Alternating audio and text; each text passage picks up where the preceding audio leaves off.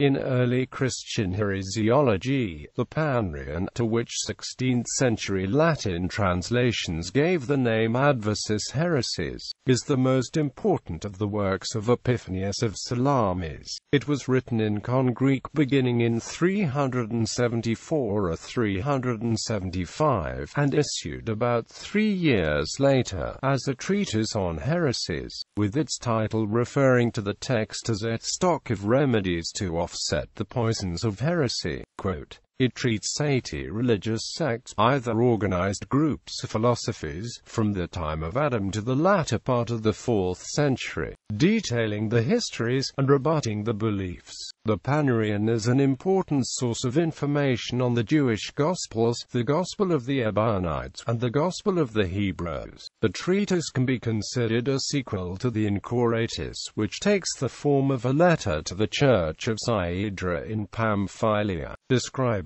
how the barque of the Church can counteract the contrary winds of heretical thought, and become anchored. Hence the title of the work. The Ancoratus even outlines the content of the Panarion within its text. Content. The treatise begins with 2 proems, a table of contents, and a description of Epiphanius's methods and purpose in writing. The work is divided into 3 books, with a total of 7 volumes. It ends with what has since been called deified, a short description of Catholicism. The number of sects covered in the work is based on Song of Songs 6-8-9, quoted below in the original Hebrew, and in the English translation from JPS 1917. Epiphanius interpreted the 4 score concubines as sects, who take the name of Christ without being truly matrimonial, the 3 score queens as the generations from Adam to Jesus, the 1 dove as the true Y, the Church, and the numberless virgins as all the philosophies unrelated to Christianity. The first section of the first of the 3 books contains an account of 20 heretical sects before the time of Jesus. The remaining portion is occupied with the description of 60 sects of Christianity. However, the total number of sects is actually 77, because 3 of the first 20 are general names: Hellenism, Samaritanism, and Judaism. In the editions of the Panarion, each heresy is numbered in order, hence it is customary to quote the Panarion as follows: Epiphanius Haereses.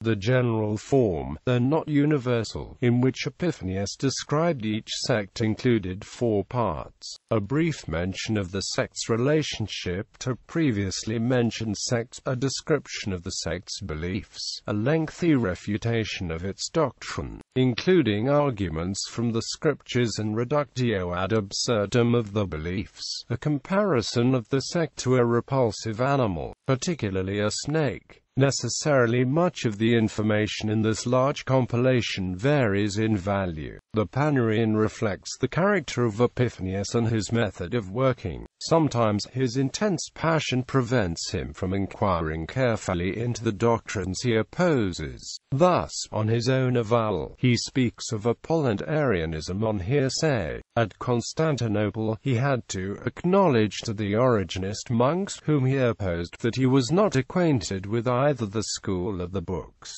and that he only spoke from hearsay. There is, however, much information not found elsewhere. Chapters devoted only to the doctrinal refutation of heresies are rare. As an apologist, Epiphanius appeared generally weak to Photius. The Panarion furnishes very valuable information concerning the religious history of the 4th century, either because the author confines himself to transcribing documents preserved by him alone, or because he writes down his personal observations. With regard to heresies, he makes known a curious Egyptian sect by whom asceticism and intellectual work were are equally esteemed. In connection with the Meletians of Egypt, he has preserved important fragments of contemporary Egyptian history of this movement. With regard to Arianism, if he gives an apocryphal letter of Constantine, he transcribes 2 letters of Arius. He is the only one to give us any information concerning the Gothic sect of the Audians, as well as the Arabian sect of the Collyridians. He has made use of the lost report of the discussion between Furtinus and Basil of Ancyra. He has transcribed a very important letter from Bishop Marcellus of Ancyra to Pope Julius, and fragments of the treatise of Acacius of Caesarea against Marcellus. With regard to the Semi-Arians, he gives in the Acts of the Council of Ancyra a letter from Basil of Ancyra and one from George of Laodicea, and the stenographic text of a singular sermon of Meletius at the time of his installation at Antioch. In the chapter dealing with the Anomians, he has preserved a monograph of Aetius. Epiphanius also wrote the Anacephaloses as an epitome, or abridged version, of his Panarion. Augustine used them as the basis for his Contra omnes heresies, against all heresies, translations. The original text was written in Koine Greek. 3 Latin versions were published in the 16th and 17th centuries, from writers focused on ecclesiastical interests. Since then, writers have been interested in the historical content of the text itself.